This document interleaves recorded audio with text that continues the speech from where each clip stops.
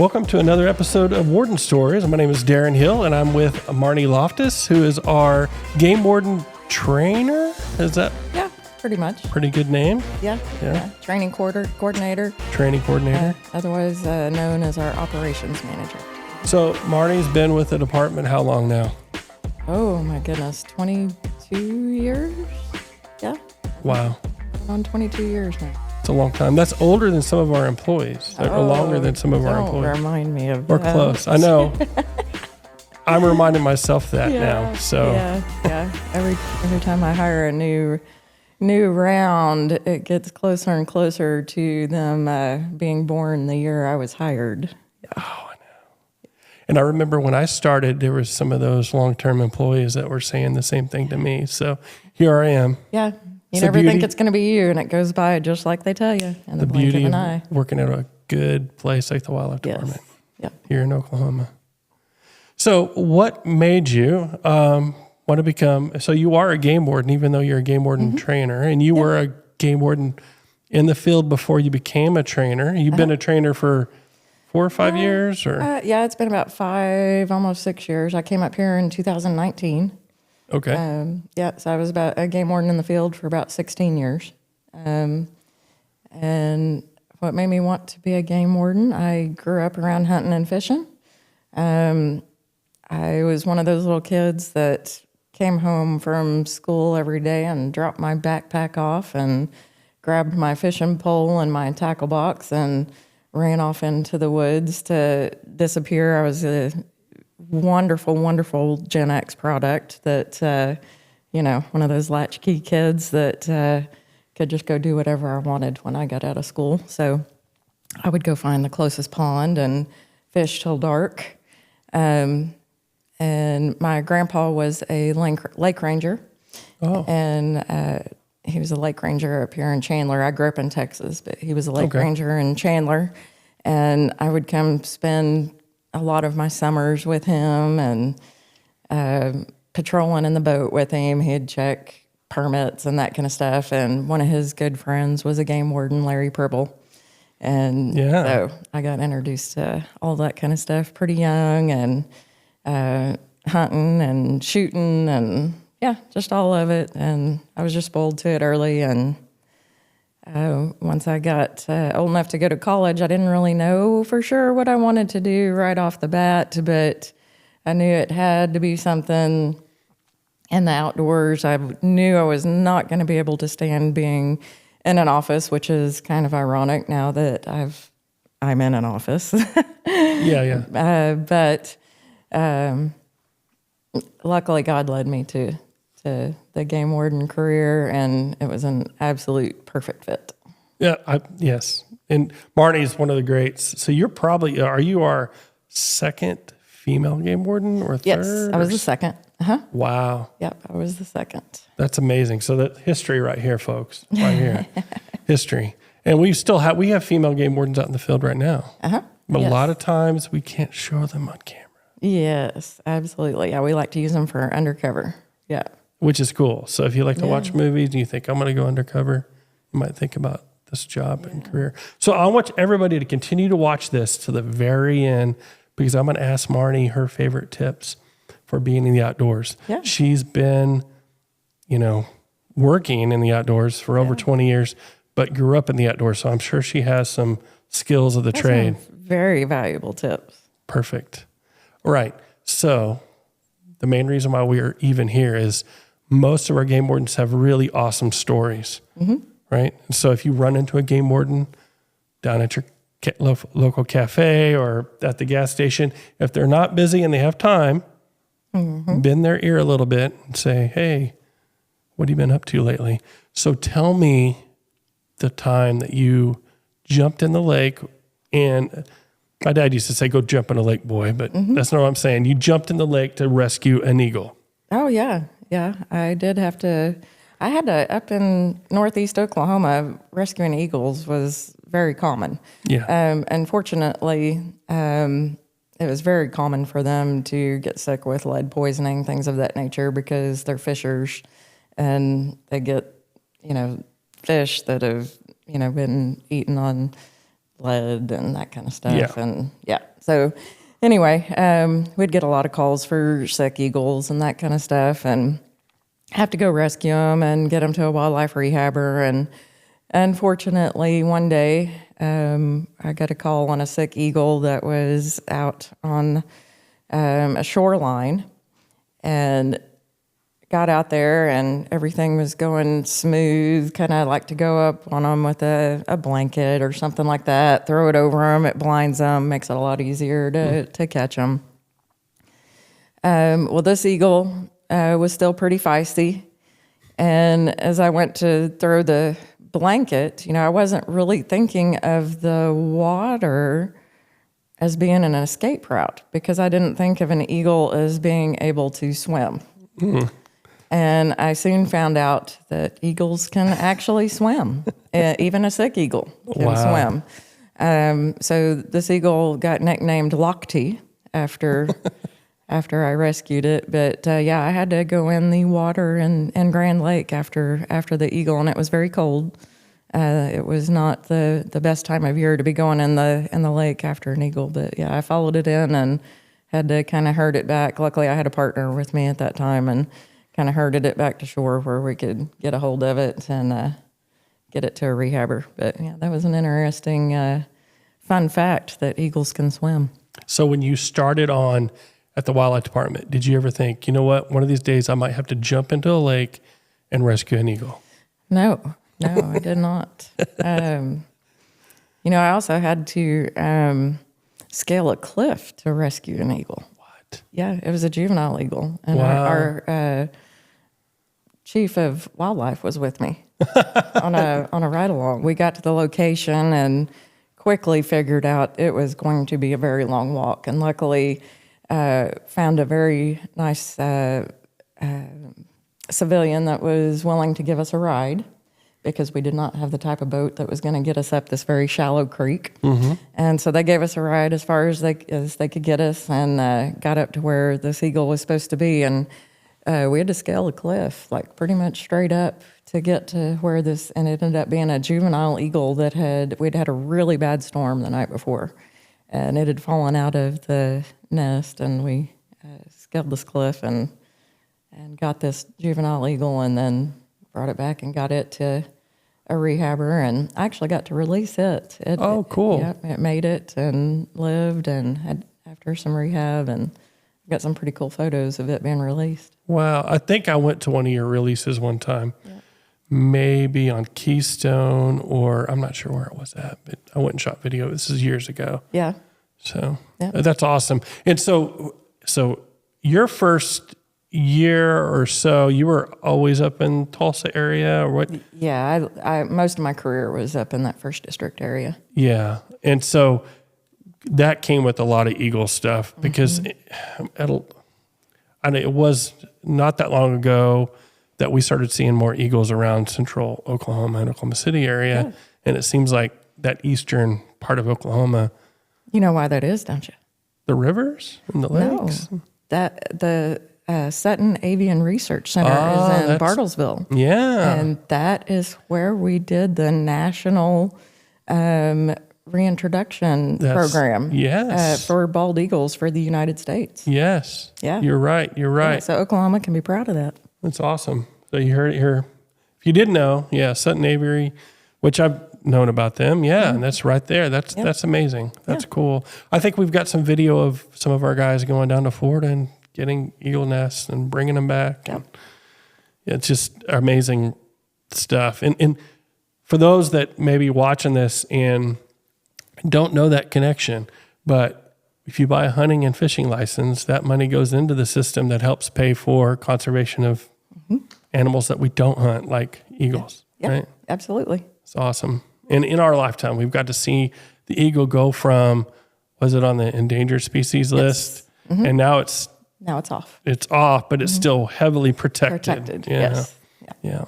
That's amazing. So now, with that said, you've got, these are sort of those romantic ideas that you're going to go out there and rescue an eagle, right?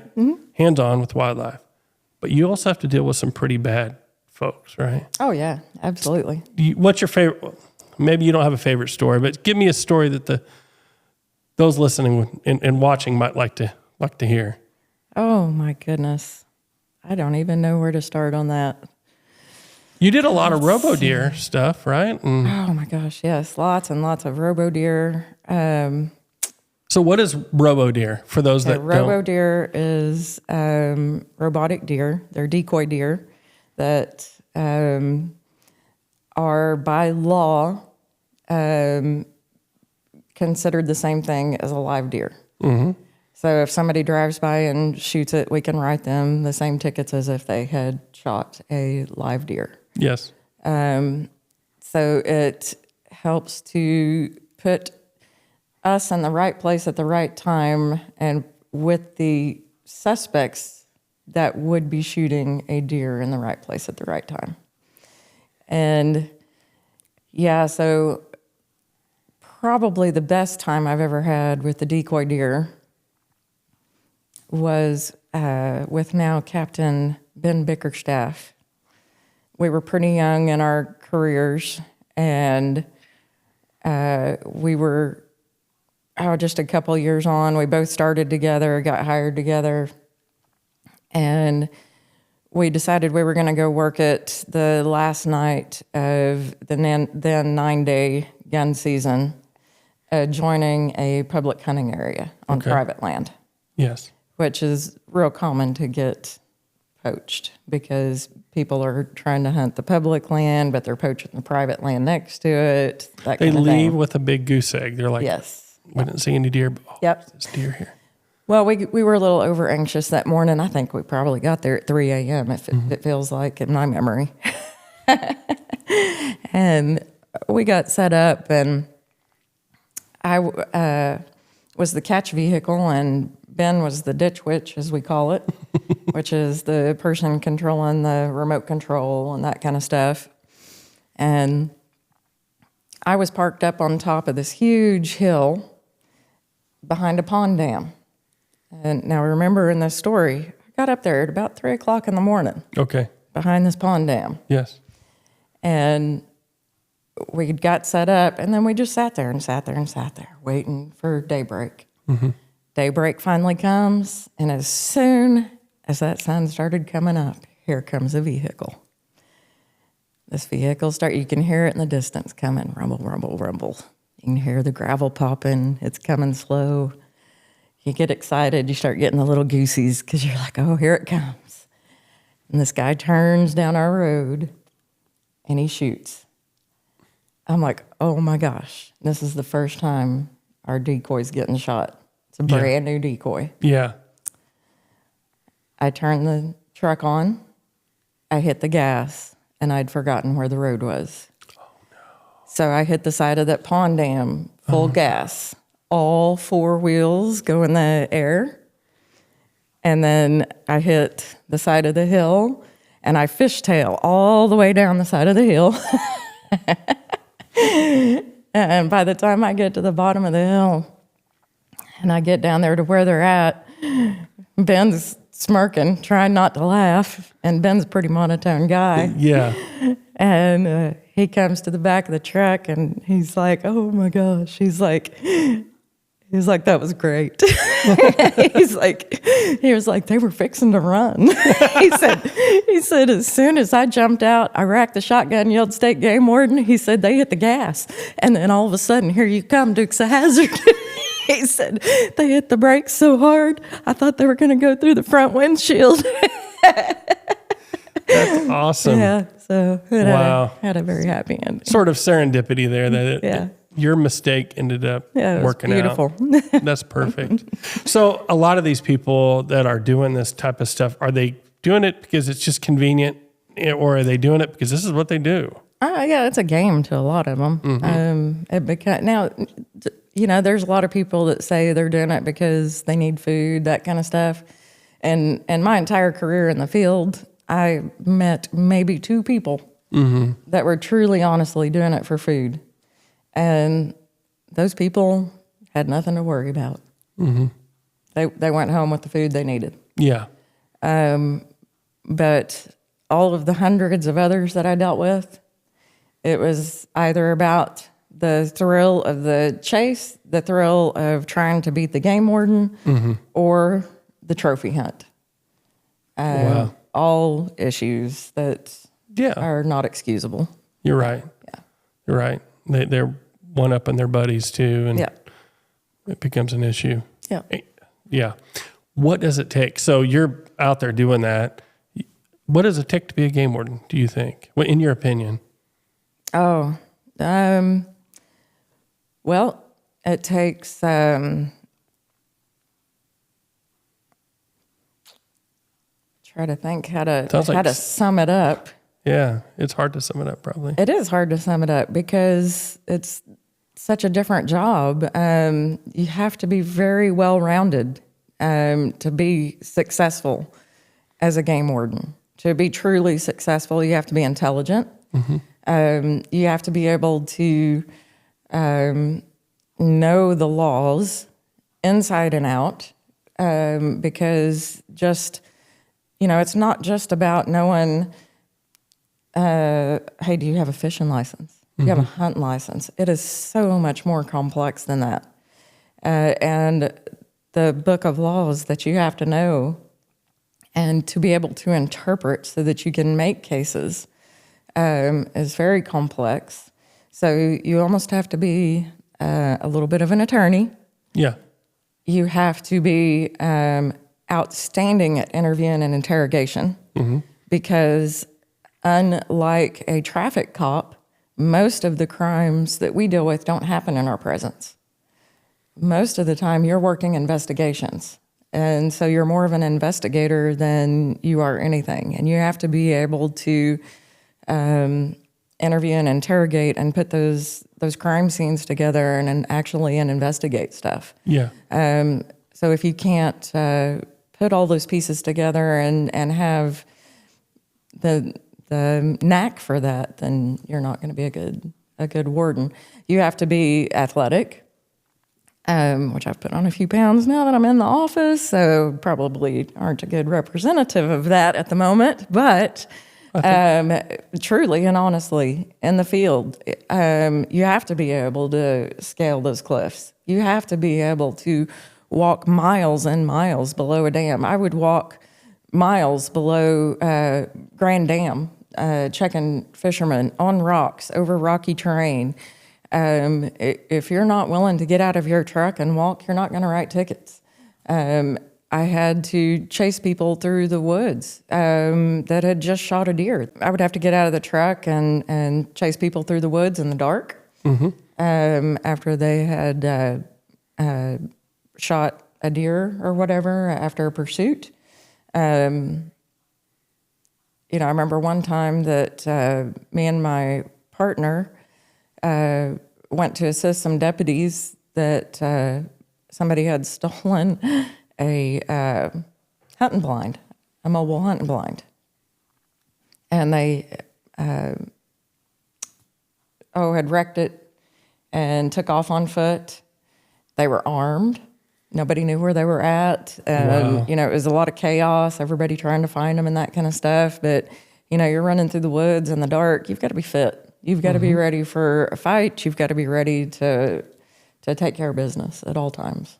And so if you could put yourself in the mindset of, little Marni, maybe Marni when she was 10, 11, 13, whatever, do you think that you being so active in the outdoors helped contribute to your future life as a game warden? Absolutely. Yeah. And maybe you were looking back at your little self saying, hey, here I am doing what I'd love to do. Or absolutely. Yeah, my life made me. Yeah. Yeah. That's amazing. If I hadn't grown up the way I did, I would not have been a good warden. Yeah. That's neat. So if you love the outdoors, yeah. Absolutely. So you do a lot of training, and so you even do an academy which brand new game wardens come in and they end up going through all this training. I mean, it's amazing what the wardens do. Are there things that you're seeing that people could be working on now? Maybe we're talking to a high schooler here or a junior high or whatever, and they're thinking, I want to be a game warden. What do they need to be thinking about doing now to make that training easier or make them a little more hireable, maybe a good candidate? What are things that they could be doing? Yeah, hunting and fishing. Okay. Yeah. Yeah, and I'm serious. We've had a lot of good candidates that's what they're lacking is the hunting and fishing skill. If you don't hunt and you don't fish, this job isn't just about law enforcement. If you don't understand conservation, if you don't understand hunting, if you don't understand fishing, it's hard to try to enforce that. For sure. Because it's not like traffic. It's not like speeding. When you start getting into bag limits and seasons and, all of these things, if you don't hunt and fish, you don't care about seasons. You don't care about bag limits because it makes no sense to you. For sure. And so if you don't hunt and fish, it's hard to instill any kind of just care. Yeah. You kind of have to already have that ingrained into you. That passion. Yeah, you have to have that passion already instilled into you. So if you like the outdoors, I don't care if it's hiking, if it's bird watching or whatever, and you think, hey, sounds like a cool job. I like a little bit of adrenaline. You have to like adrenaline. Okay, you can't just like the outdoors. You have to be an adrenaline junkie. You do. Yeah. You can't be scared of anything, really, or not much of anything. Yeah. And if you're that type of person, you're okay with, just about anything you come across. Get out there and start hunting and fishing so that if you can actually go to college for this kind of thing, then you're going to understand it when it comes time for it. That's what's going to make you a better candidate. I like that. I like that. Now, when I started, I hunted and fished, but not to the level that I do now because I'm around some of the best in the state. And, I'm able to learn from that. Do you have to know everything about hunting and fishing?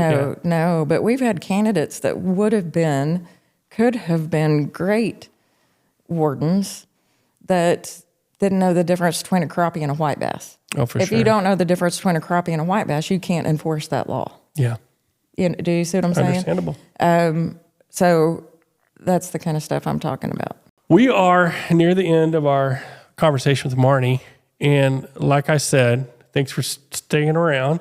I want you to give me 3 tips that you have for anybody getting out in the woods.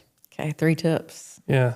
For anybody getting out in the woods. Maybe they're hunting and fishing. Maybe they're just going hiking. Okay. Number 1, wear permethrin. Permethrin. You heard Not that? DEET, not off, or not just DEET and off. DEET and off is a repellent. Permethrin will actually kill ticks. Big difference. Number 2 is know how to remove a tick if you actually get one. Okay. You do not burn them. Do not put chemicals on them. Do not do anything other than using small pointy tweezers, getting as close to the head as possible, and pulling straight up. And if it's too small for tweezers, get duct tape or something of that nature to stick on it and pull it off. The main objective is you don't want to squeeze the body. Okay. Because if you squeeze the body, it's like giving yourself an injection from a syringe of whatever bacteria and viruses are in their stomachs. They Yes. regurgitate. Same thing if you burn them or put fingernail polish on their back ends, they're going to regurgitate their stomach contents straight into you, and that's what makes you sick. Yes. 3rd tip is if you do get a tick bite, watch for symptoms. Okay. Fevers, joint pain, any flu type symptoms. And if you get those, go to the doctor and be persistent with doctors. If fever and flu-like symptoms persist with going to the doctor, because you can get the illnesses that you can get from ticks can change your life forever for the worse. And you're speaking from experience. Yes. Yeah. So tell me a little bit about that, if you don't mind. So in 2008, I got eat up with ticks on a bear call.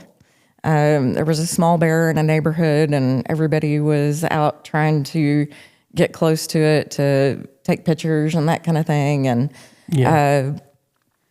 most of the game wardens were at the game warden banquet, and I got called out to keep people away from the bear, and ended up coming home with a couple hundred ticks on me that day. Didn't have on off or permethrin, nothing. You know, at that time I was young in my career, and I still thought that, you know, a tick illness was basically like catching a cold or the flu. No big deal. You catch it, you get over it. It's done and over with. About a month to the day after that encounter, I came home from work one day and I collapsed on my front porch. I couldn't get up, and I ended up having to call 911. They took me to the hospital, and I was diagnosed with ehrlichiosis at that time. They put me on antibiotics, but I continued to stay sick even after the antibiotics were done, completed. I ended up going through a 4-year cycle of extreme illness, up and down. Nerves in my brain ended up demyelinating, all kinds of stuff.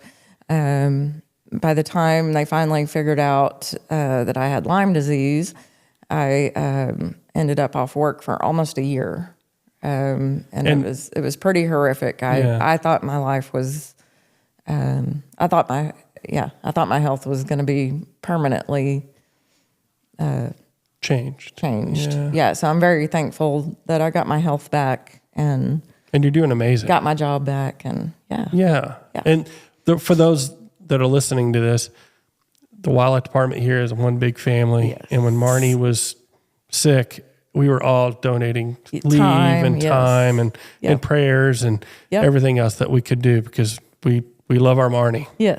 Yes. So that's a horrific story, but just like all stories, even when they're a challenge, you come out of it learning more. And I think that you spreading information about ticks and tick-borne illnesses, fantastic opportunity for you. Yeah. For those that permethrin, you can buy it over the counter, usually at Bass Pro Shop or Cabela's. Walmart even. Walmart. It doesn't really work well on our skin. We'll like sweat it off, but if you can put it on your clothes and it stays for a while. I spray them on our boots. I do a lot of camping with scouts, and while they have their boots outside of their tent, I'll go by with permethrin and let it soak in at night with their boots. So it works wonders. Yeah. You can even put it on your tent. Yeah. So that's great. Great. And I love your tips about using tweezers. Yeah. I have to combat a lot of wives' tales about duct tape. And I shouldn't say wives' tales. I should say grandma's tales. Yeah. Something that a lot of time our relatives have taught us that aren't. That's not good. It's not good. Yep. It's straight from the head with the tweezers. Yep. It's perfect. That's the only time I'll use the duct tape is like seed ticks, just because they're so tiny. Yep. I learned something new a while back. So this is my tip before we leave you, is that you can, a lint roller, you can actually use those on those seed ticks. They just pick them right up. And so you can put up and use that lint roller because, they're sticky, the sticky roller, and you can just put it on your pants and it'll pick up those little ticks. And what if they're embedded in you? Well, if they're embedded, that's then I'm talking about. Yeah, you're right. Embedded. Yeah. Okay. Yeah. Well, I'm just talking about the ones that are on your pants or whatever. Pants, loose. Yeah, you can use that. And it worked pretty well. So anyway, thank you, Marni, for coming in. And I hope you enjoyed the stories. Just like all game wardens, you had some great ones. And I'm sure you have more. Oh. So maybe someday we'll have her back on and you can update us on more of what you're doing in your life and some more stories that maybe come to mind. Yeah. So thank you. Good. Thanks for tuning in. Yep.